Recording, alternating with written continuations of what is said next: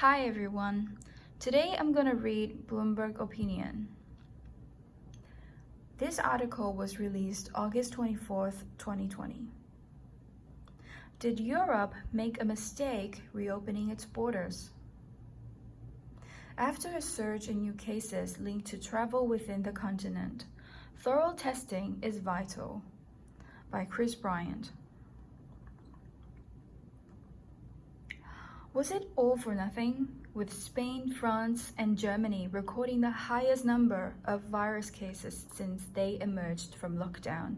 The danger that Europe blows its best chance to taming the coronavirus grows by the day.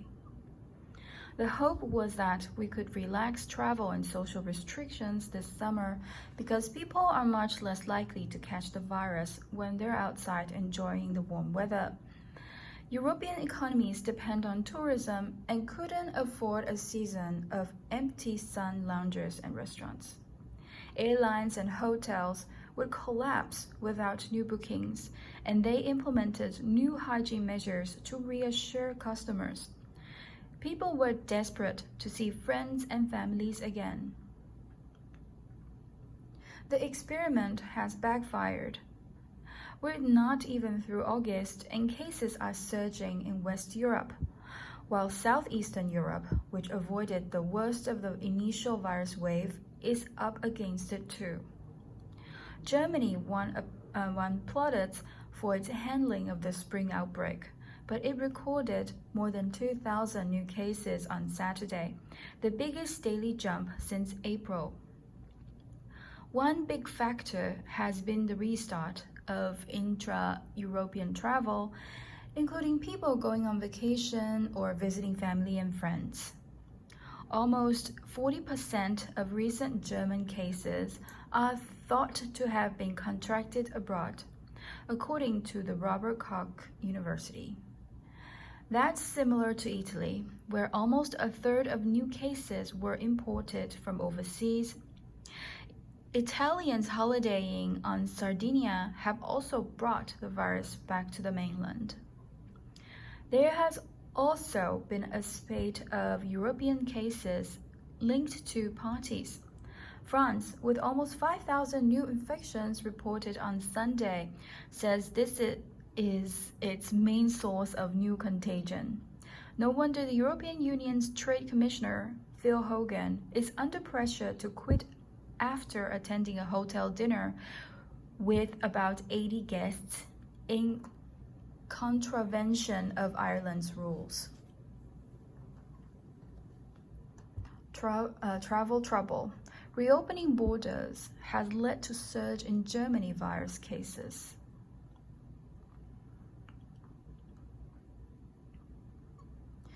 German Chancellor Angela Merkel says Europe must avoid closing borders again at any cost. Free movement is central to the EU project, and shutting borders contributed to a collapse in economic output in the spring. Yet politicians can't ignore the fact that people are catching the virus abroad and bringing it home.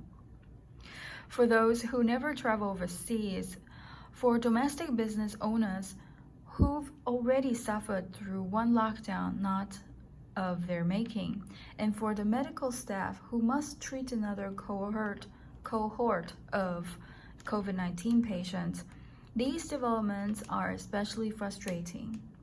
The answer is much more rigorous testing and monitoring of returning travelers and much stricter rules around social gatherings.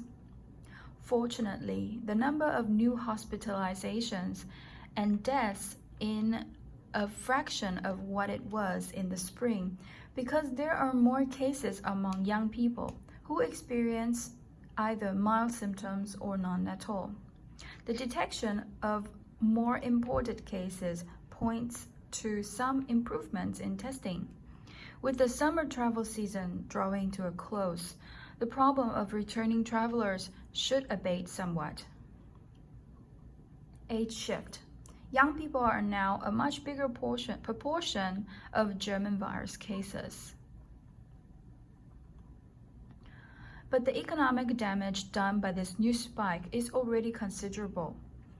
Friday's Tibet to EuroAsia Services data and Ryanair Holdings plc's decision to scale back its autumn flight schedule suggests consumers are becoming more cautious. The list of countries subject to quarantine measures is growing. There is a risk, too, that infections will begin to spread from young people to the elderly, and that schools and crèches will be closed again. Every parent's and finance minister's nightmare. In the 2 weeks since they've reopened, more than 40 Berlin schools have already reported virus cases, forcing pupils and teachers to quarantine, according to the Associated Press.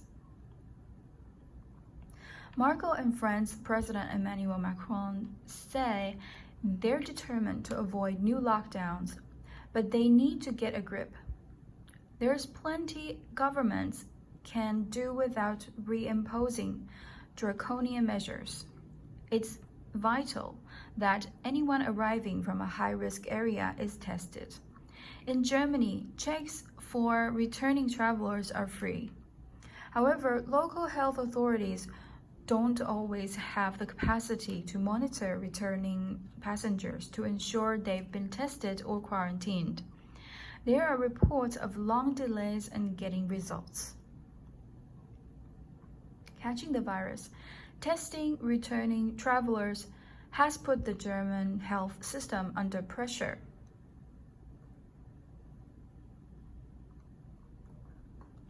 German infections have also surged among parents and children returning from Southeast Europe.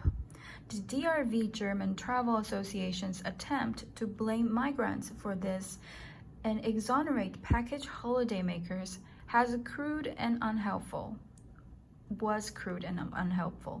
Popular holiday destinations also feature prominently in the list of imported cases.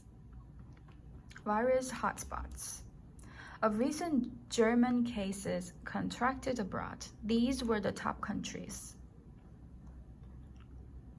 Kosovo.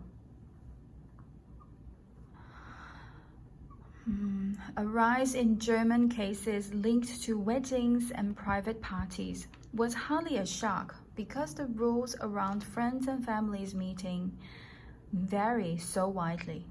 Federal states are allowed to set their own guidelines, and some are too permissive. In Berlin, as many as 500 people can meet inside. In contrast, England restricts private gatherings to a maximum of 30 people, and the government has threatened £10,000 fines for breaches. Ireland has tightened restrictions so that only 6 people may meet indoors. German Health Minister Jens Spahn is right that if we must choose between reopening schools or having parties and attending carnivals, then the choice is obvious. Germany and other countries with surging infections should take their lead from Airbnb Inc., which has banned parties at its properties and put a cap on occupancy of 16.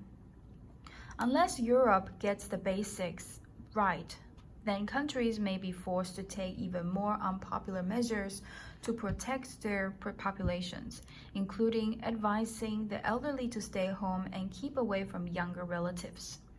The autumn and winter months won't be easy, but acting now can avoid unnecessary hardship. This is the end of the content. Thank you for your attention.